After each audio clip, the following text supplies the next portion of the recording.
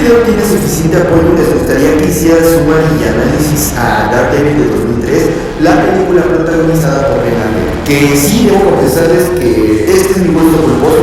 Desde siempre me gustó esta película, no entiendo por qué esta novia. En los años 80 y 90, Marvel intentó hacer múltiples adaptaciones de sus personajes más conocidos. Tal es el caso como Hulk, que tuvo una exitosa serie protagonizada por Lou Ferrigno, también una desastrosa película del Capitán América, incluso Howard el Pato. Sí, un pinche pato tiene su propia película. Por años Hollywood intentó adaptar a Marvel al cine, pero muchos proyectos no eran el éxito que esperaban, no eran buenas ni recordadas, había excepciones pero muy escasas. Así que eso provocó que Marvel estuviera en bancarrota en los años 90. Desesperados por mantener su compañía a flote, prefirieron vender los derechos de sus personajes más populares a lo que cuesta una cariñosa. Así que las empresas dijeron: ¡puta, qué ofertón!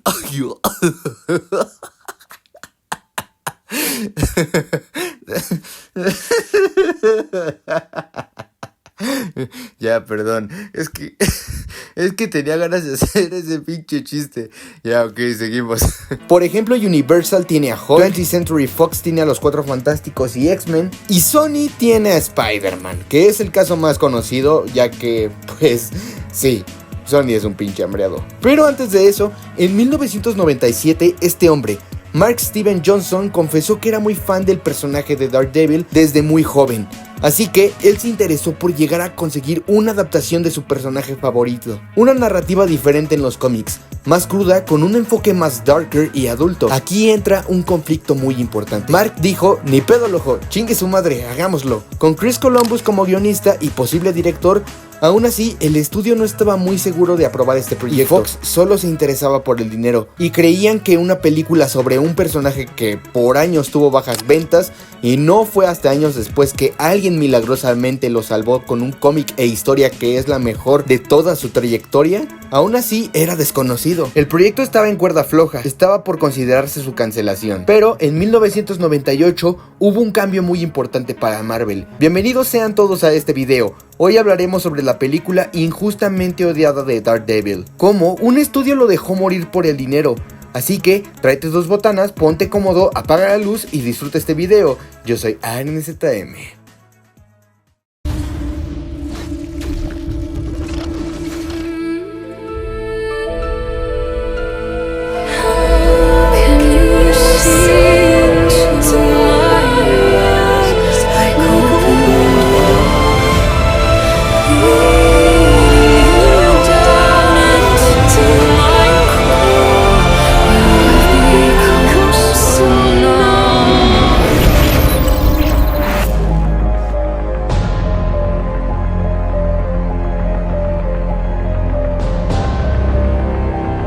En un intento desesperado por la feria, junto a New Line Cinema, en 1998 estrenaron Blade, una película protagonizada por Wesley Snipes que contra todo pronóstico fue un rotundo éxito en la taquilla. Con 130 millones de dólares demostró que Marvel tenía potencial en el cine. Y lo más importante, películas más oscuras y con un tono más adulto funcionaban y vendían bien. Daredevil, con el tiempo, sus derechos del personaje regresaron a Marvel y poco a poco se empezó a generar y aumentar un interés decente por el personaje. Varias compañías intentaron llevar su historia a una adaptación al cine. Incluso Disney, aun cuando no tenía medio Marvel, llegó a interesarse. Güey, neta, pinche ratón metiche. Así que se realizaron múltiples reuniones con múltiples estudios, hasta que los derechos cayeron a manos de Columbia Pictures, un estudio dividido de Sony, quien fue el primer estudio a quien le presentaron esta propuesta. Mac presentó su propuesta y visión para el personaje, con un borrador muy corto que él había escrito. Emocionado de que su película sería un éxito inmediato, Columbia quedó fascinado por la pasión y amor al personaje del director, su enfoque realista que tenía.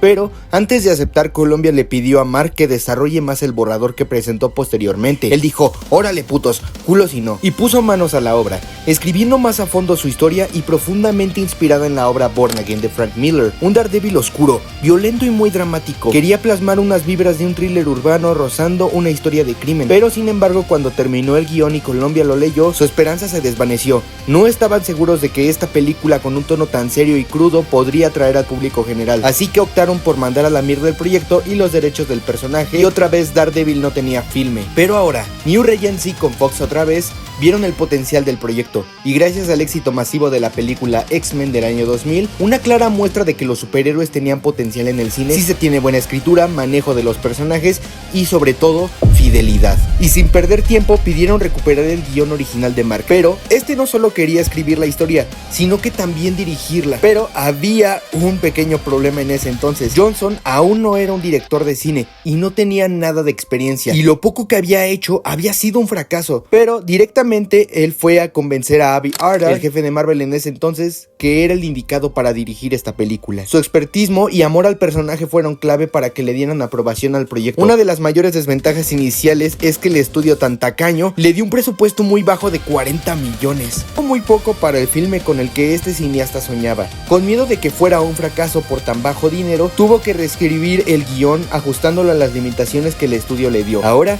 era momento de algo muy importante en las películas: el cast. Para el protagonista se consideraban varios rostros conocidos. Entre los nombres estaban Vin Diesel, Guy Pearce, pero Matt Damon, que curiosamente es un amigo de Ben Affleck, Edward Norton, Colin Farrell y finalmente Matthew Davis. Finalmente escogieron a Ben Affleck, que originalmente iba a ser Bullseye. Este actor ya tenía fama y reconocimiento en la industria del cine, conocido por películas como Browns, Nuevo Sueño Americano, Shakespeare in Love, entre muchas más. Al final se dieron cuenta que él plasmaba perfectamente a Matt Murdock.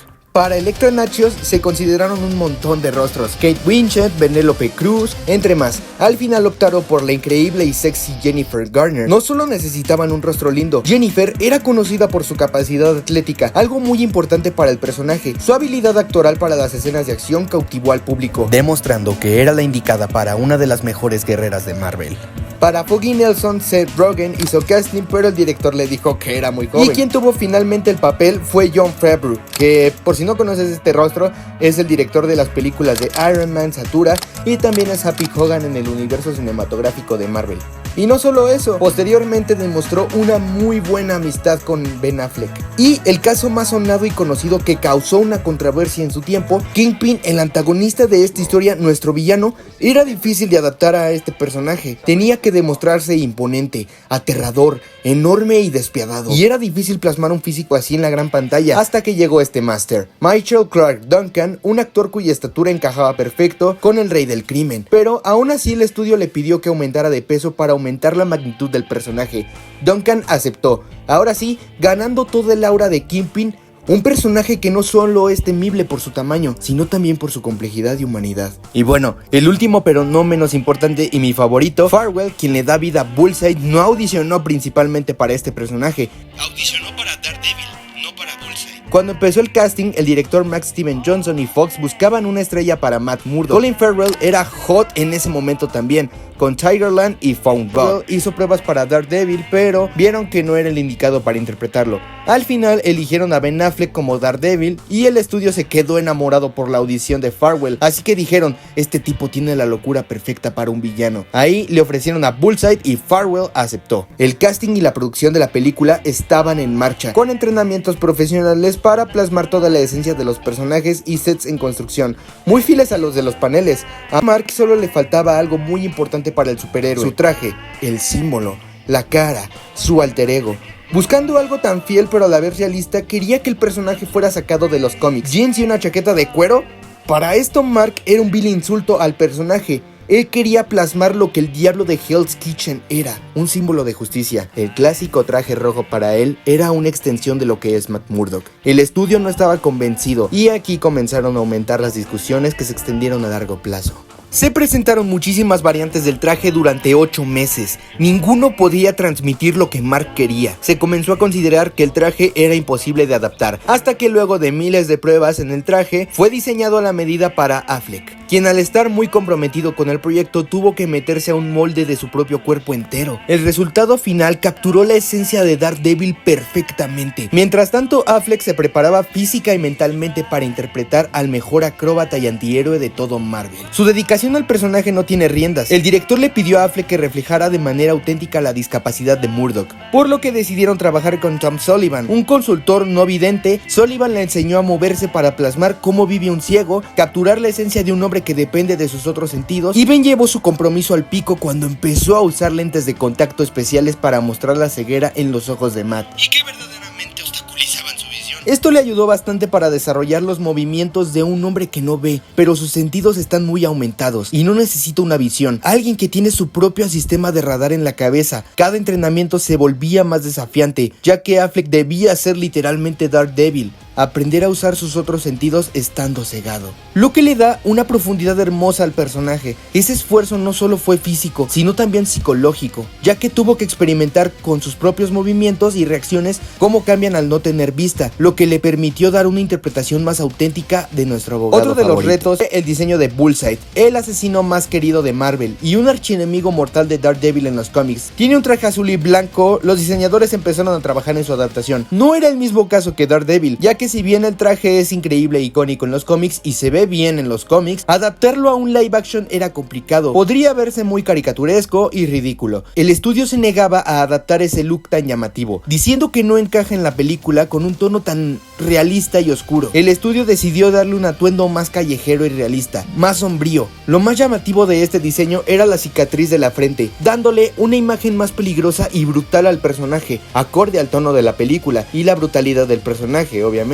Finalmente, en 2002 comenzó el rodaje de la película. Mark estaba muy contento, era su sueño, a punto de cumplirse. Una película que no solo sería de acción, sino también el drama humano detrás del superhéroe, mostrando la humanidad del personaje. Daredevil no es como los otros héroes de Marvel, no tiene superpoderes tan fuertes y no se regenera cuando es herido. Él es un ser humano que sufre, que lucha contra el crimen. Vive en un conflicto constante entre su deber de abogado y su deseo de impartir violencia como vigilante. Esta ira es uno de los 7 pecados capitales, lo que lo lleva a buscar una redención incesantemente en la iglesia. Viste de diablo para intimidar a los criminales y honrar a su padre boxeador. Él ve sus habilidades como el don que conlleva la responsabilidad de castigar el mal, siendo la mano derecha de Dios. Johnson quería que el público que amaba al personaje y el público general sintiera ese dolor y sacrificio, y logró transmitirlo a través de un enfoque que combinaba la acción y violencia intensa con momentos profundamente humanos. Un héroe imperfecto lleno de contradicciones que no solo luchaba contra el mal, sino también contra sus propios demonios. Aunque las escenas de acción eran impresionantes y de hecho a mí me encantan demasiado, no era lo más importante de la película. Lo que realmente era importante era el viaje de Matt Murdock, que a pesar de ser un héroe que sufría, a pesar de todo, él seguía poniéndose de pie. Mark, aferrado a su ambición, él no quería escenas con CGI, además de que en esa época, las escenas de acción con esos efectos digitales aún no ofrecían el realismo que tenemos ahora. Bueno, tampoco es que tengamos un excelente CGI a día de hoy.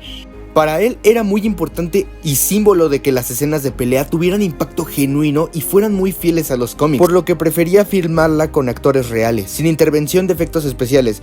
Pero claro, algunas escenas quedan imposibles de filmar y por eso se llevó a cabo un modelo digital de Ben Affleck. Lo más increíble de todo esto es que el resultado del CGI fue mucho mejor de lo que esperaban. El renderizado era muy bueno, sacando al personaje del cómic y salvándolo de una época en la que el CGI no siempre se veía bien en películas de superhéroes y menos en este tipo de escenas, porque si a día de hoy para mí se siguen viendo bastante bien estos efectos, a mí me encantan, reflejan perfecto a Daredevil, aunque sí, ya sé que se ven antiguos, para la época esto era muy impresionante. Para las escenas de pelea se decidió contratar al coreógrafo de peleas de Matrix. Su talento había quedado marcado en esta película, que fue un rotundo éxito. Con su ayuda, Ben Affleck y Jennifer Garner pasaron semanas entrenando hasta lograr replicar a la perfección a los personajes y hacer la escena donde pelean, demostrando que ambos son guerreros muy bien entrenados. Incluso Affleck, quien estaba tan comprometido sabiendo que tenía el doble de acción, él prefirió hacer todas las escenas de acción más peligrosas para lograr ser más impactantes, como esta escena tan icónica donde Daredevil es lanzado hacia la ventana por Kingpin.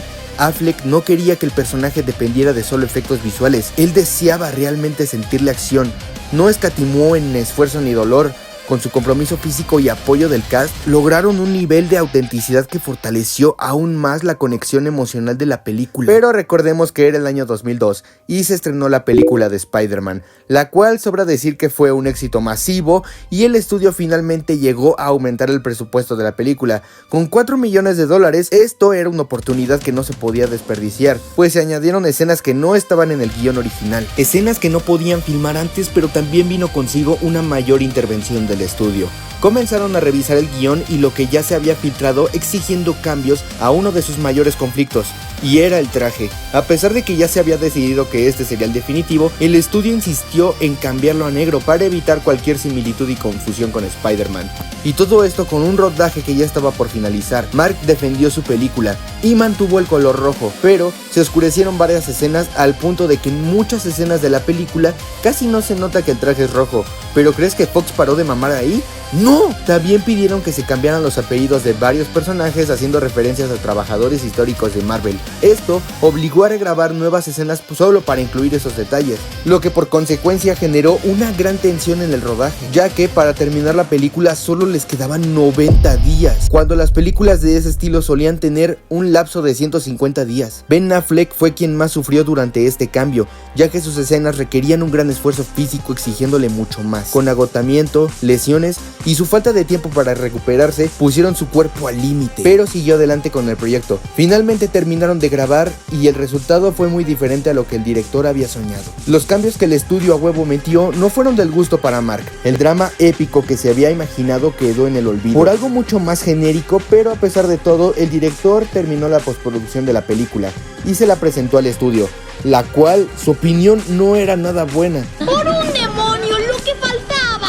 El estudio decía que la película era bastante larga y pedía reducirla más de 1 hora y media con un límite de 100 minutos. Pidieron cortar escenas de Matt y Foggy, que las escenas de batalla fueran más cortas, con la idea de que la película fuera a atraer un público adolescente, al igual que al de Spider-Man. El estudio reconoció que Mark tenía una visión muy buena, pero la consideraron demasiado técnica y compleja para el público casual. Por eso metieron dedos donde el recorte fue tan drástico que la película perdió coherencia, llevando a reclamaciones y un presupuesto mucho más reducido a una calidad inferior al producto final. Además, el estudio pidió que se incorporaran escenas de amor entre Matt y Elektra, algo que Mark no quería, ya que él quería demostrar un Daredevil solitario, vulnerable y vengativo. Fox quería que la relación fuera algo muy principal de la película, ya que esta película se iba a estrenar en febrero, y bueno, ya saben de qué estoy hablando. El estudio consideraba que esto podía atraer parejas y se enfocaba en una historia romántica. Se salieron con la suya, y finalmente la película fue recortada. Lo que ellos querían se cumplió, no con la visión original del director, ni un producto final que lo haya dejado con un buen trago. Esto era un trago amargo. Y finalmente, el 14 de febrero de 2003, con un impresionante debut en la taquilla de $40 millones en su primer fin de semana. A los fanáticos de Marvel les encantó esta película, pero la crítica no tuvo piedad. La destrozaron en las críticas, llamándola una película muy superficial. Y el problema principal fue su historia. No tenía un impacto real, nada de coherencia y muchas ideas no estaban claras. Aunque los números no fueron decepcionantes, la expectativa era mucho más alta, comparándola como éxitos como X-Men o Spider-Man. Al final, esta película terminó recaudando $180 millones en todo el mundo. Una taquilla muy baja para lo esperado. Comenzaron a darse cuenta que el personaje tenía mucho más potencial del que lograron en su estreno. Con el tiempo, la compañía decidió que era momento de mostrar la versión original de Mark, así como fue el deseo del director. Finalmente se logró, lanzando Daredevil Director's Cut, plasmando la visión para los fans. Como siempre debió ser una trama profunda y dramática. Da a entender lo que el director quería contar. No solo buscaba hacer un reboot, era una redención de una película que los fans decían que no le hacía justicia a la historia del superhéroe. Al ver el proyecto final del director, los fans amaron esta película, generando un entusiasmo dentro de Marvel para continuar este universo. Y así nació la idea del spin-off de Elektra, uno de los personajes más importantes y queridos de la película, pero a la vez más complejos. Sin embargo, la expectativa que tenían los fans con este filme se desvaneció. El rodaje de la película fue un desastre total y terminó siendo peor que el debut en taquilla de Daredevil. Incluso se llegó a considerar un cameo de Daredevil en esta película, pero la filmación fue peor que Daredevil, dando por muerto este universo, que lastimosamente siempre tuvo problemas desde el principio. Daredevil es uno de los mejores superhéroes de Marvel, pero su llegada al cine fue mediocre. ¿Cómo masacraron a mi muchacho? Un director cineasta, amante de este personaje, no pudo mostrar su verdadera visión que tenía con su película, sino hasta años después, gracias a un estudio que solo se interesó por el sucio dinero, metiendo mano y arruinando un producto que pudo ser una de las mejores películas de Marvel de los 2000, quedándose como otro fracaso más. Sin el apoyo del público y sus destructivas críticas, esta franquicia murió y cualquier posibilidad de una secuela era nula. Pero no todo era tan malo. Después del rodaje de Daredevil y Elektra, Ben Affleck y Jennifer Garner se casaron en 2005, un matrimonio que duró una década, hasta que en 2018 se divorciaron debido a problemas de alcoholismo de Affleck y el distanciamiento de la pareja y la falta de presencia del actor en el hogar, pero mantienen una amistad sólida por sus 3 hijos. Oh, pibe, qué historia tan triste. Y no es broma, chicos, la verdad no me estoy burlando. Voy a dejar mi lado inmaduro, grosero e inadaptado de un lado y voy a hablar de algo muy serio que pues fue la razón principal por la que quería hacer este video. Y voy a tratar de que mi lado fanboy compulsivo de Marvel no me cegue tanto, trataré. Pero amigos, la historia de Mark Steven Johnson con Daredevil es realmente triste. Imagínate que tú hayas sido alguien que ama tanto un personaje y pues tú querías hacer tu propio filme y haber sido la mejor versión adaptada de tu personaje. O sea, pudiste haber sido eso, pero lastimosamente te tocó trabajar con un estudio que nada más le veía el dinero. Y pues al ver que no fue el éxito que esperaban, cancelaron todo. Cancelaron un universo que tenía tanto potencial. O sea, si la historia hubiera sido diferente, si Daredevil desde el inicio con esta versión tan horrible hubiera sido un éxito, hubiera sido amada, hubiera tenido planes para una secuela, Elektra sería un éxito también en la taquilla, pudieron haber hecho una trilogía de Daredevil, adaptar el cómic de Born Again.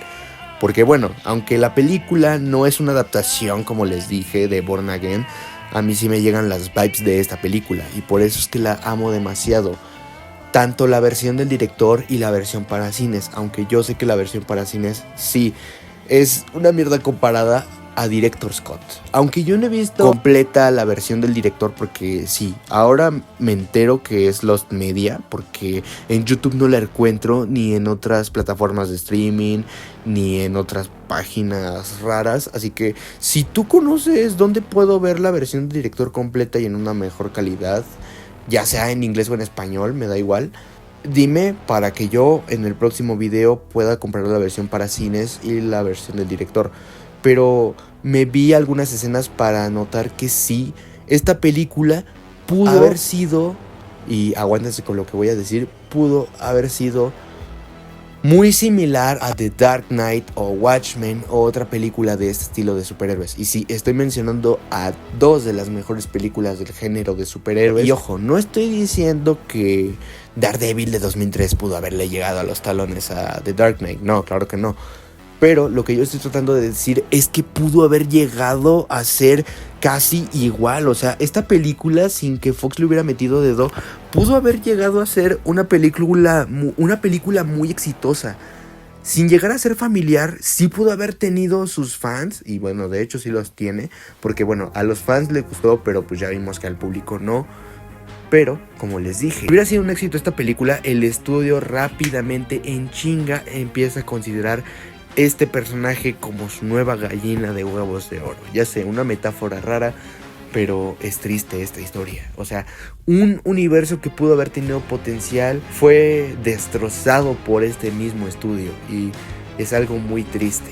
Pero al final con director Steven Johnson quedó satisfecho porque al final sí tuvo su redención de personaje, tuvo redención Daredevil en el cine y se demostró que tuvo potencial desde el principio. Pero lastimosamente no muchos conocen esta versión.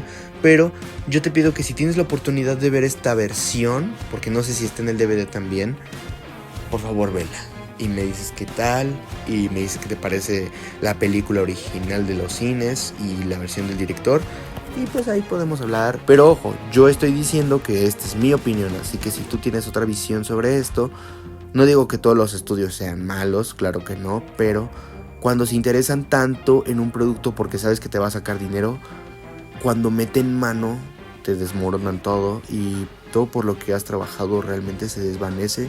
Pero lo más admirable de Mark Steven Johnson es que él era un hombre tan inquebrantable.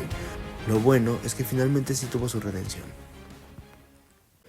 Pero al final Mark obtuvo lo que Daredevil representa, misericordia y justicia. Lanzaron su versión original que le dio una perspectiva diferente, pero el daño ya estaba hecho. Esta película fue injustamente odiada en su tiempo.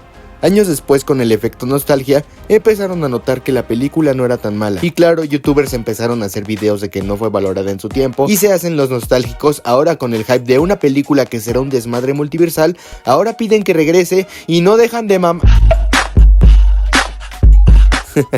Ok, esa parte es joda. No se lo tomen en serio, es broma. Pero es doloroso cuando una película fue odiada en su momento y ahora es amada e incomprendida. Pero ya es tarde. Ahora solo esperamos que Mark sepa que muchos de nosotros, fans de uno de los mejores superhéroes de Marvel, estamos orgullosos de este increíble director. Podemos decir que su esperanza finalmente rindió fruto y lograste lo que querías. Te queremos, Mark Johnson. A pesar de todos los tropiezos e intervenciones del estudio, lo que realmente duele fue el amor que Mark tenía a Daredevil. Los fanáticos lograron ver la versión que Mark quiso transmitir, y aunque no fue un gran éxito, su pasión era inquebrantable y fue clave para lograr toda esta película. Y sin duda es una carta de amor para los fans de Daredevil. Su esfuerzo era hermoso y su esencia permaneció inquebrantable. Otro dato que hay que mencionar es que Ben Affleck dijo en varias entrevistas que jamás volvería a interpretar a un superhéroe, diciendo que el fracaso de ambas cintas de Daredevil y Elektra lo marcaron tanto y le dejó una mala experiencia, lo cual es contradictorio, porque ya sabemos cómo terminó.